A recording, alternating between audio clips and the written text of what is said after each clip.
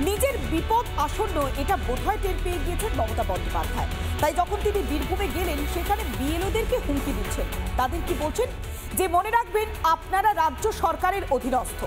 কিন্তু এখানেই প্রশ্ন, যখন স্বচ্ছভাবে শান্তিপূর্ণভাবে নির্বাচন কমিশন নির্বাচন প্রক্রিয়া সম্পন্ন করতে বদ্ধপরিকর, যখন ভোটার তালিকা সংশোধন হচ্ছে, তখন মমতা বন্দ্যোপাধ্যায়ের কিসের এত আপত্তি?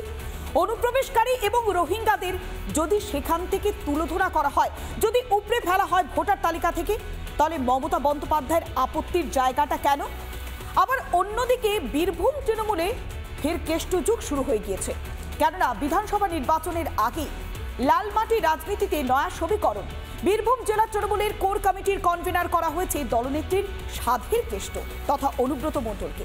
সোমবারই কোর কমিটির সঙ্গে বৈঠক করেছেন দলনেত্রী মমতা বন্দ্যোপাধ্যায়। আর সেই বৈঠকে মমতা বন্দ্যোপাধ্যায় ঠিক করে দিয়েছেন কোর কমিটির আহ্বায়ক হচ্ছেন তার স্নেহের কেষ্ট।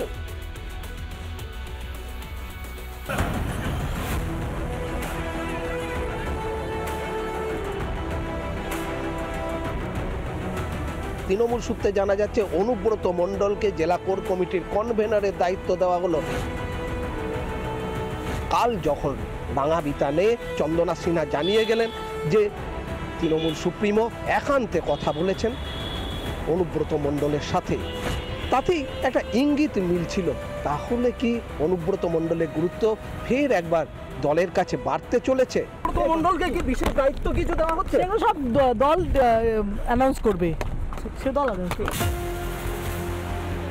মঞ্চে যখন র্যালি শেষ হলো, মঞ্চে উঠেও কিন্তু কেষ্টর নাম নিলেন মুখ্যমন্ত্রী সবার আগে।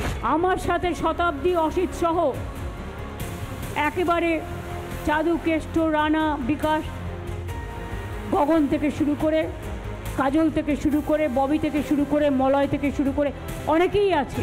আগামীকাল সভা রয়েছে, সেই সভাতে অনুব্রত মণ্ডল কি আগের মেজাজে থাকবেন? অর্থাৎ তাকে সেই বারবার মঞ্চের মধ্যে এদিক ওদিক করতে দেখা, যখন যারা সভাতে আসবেন সেই কর্মীরা কি বলছেন তাদের তদারকি করা, সেই মেজাজেই কি দেখা যাবে? সামনেই বিধানসভা নির্বাচন, তার আগে কাজল কেষ্ট দ্বন্দ্ব মেটাতে তৃণমূল সুপ্রিমো কি পদক্ষেপ নেবেন সেই দিকে তাকিয়েছিল রাজনৈতিক মহল। অনুব্রত মণ্ডল কাজল স্যার দ্বন্দ্ব মেটানোর কোনো আলোচনা বা কিছু? না, ওসব তো হয় নাই, তো দ্বন্দ্ব তো মিটবে। কোর কমিটিতে একজন আদিবাসী প্রতিনিধিকে রাখার বিষয়টিও সামনে এসেছে। সেক্ষেত্রে দুটি নাম সামনে আসছে। এক নম্বর হচ্ছেন রবি মুর্মু, অন্যজন হচ্ছেন বীরভূম জেলা পরিষদের কো-মেন্টর বুদ্ধদেব হাঁসদা। বীরভূম থেকে মনোরঞ্জন চট্টোপাধ্যায়, রিপাবলিক বাংলা।